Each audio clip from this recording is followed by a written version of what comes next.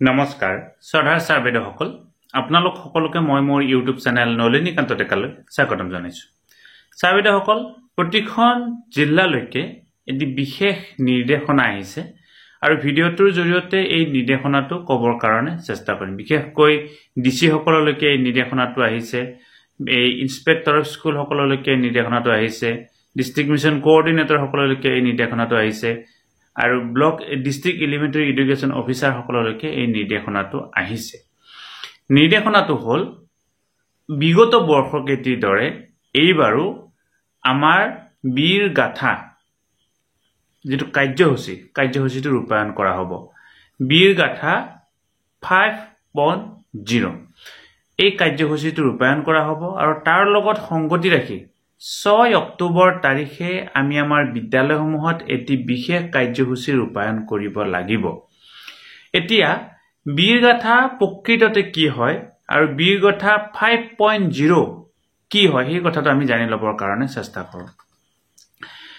বীৰ মানে হৈছে যিসকল বীৰ, গাথা মানে হৈছে তেওঁলোকৰ কথাবিলাক, অৰ্থাৎ যিসকল বীৰৰ, যিসকল বিশেষ ব্যক্তিৰ ত্যাগৰ কাৰণে আমি বৰ্তমানৰ এক সুস্থিৰ সমাজ পাবৰ কাৰণে সক্ষম হৈছো, বৰ্তমানৰ এই স্বাধীন সাৰ্বভৌম ৰাষ্ট্ৰখন পাবৰ কাৰণে সক্ষম হৈছো।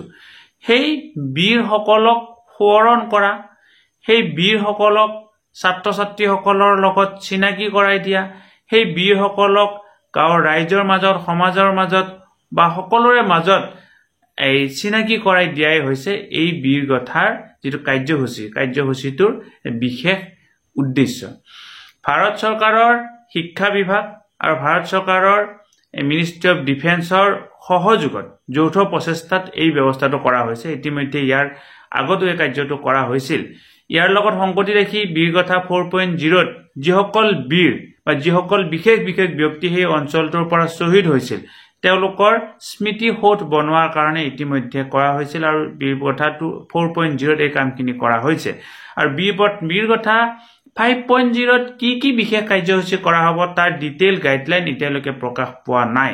হলেও 6 অক্টোবৰ তাৰিখে দিনৰ 11 বজাত এখন বিশেষ ৱেবিনাৰৰ ব্যৱস্থা গ্ৰহণ কৰা হৈছে। তাত বীৰগাথা 5.0 কি হয় আৰু বিশেষ পুৰস্কাৰ পোৱা ব্যক্তিসকলক তাত এই মানে দাঙি ধৰা হ'ব আৰু ছাত্ৰ ছাত্ৰীসকলে তেওঁলোকৰ জীৱনীৰ কথা সেই ৱেবিনাৰখনৰ জৰিয়তে কি কৰিব পাৰিব, দেখা পাব।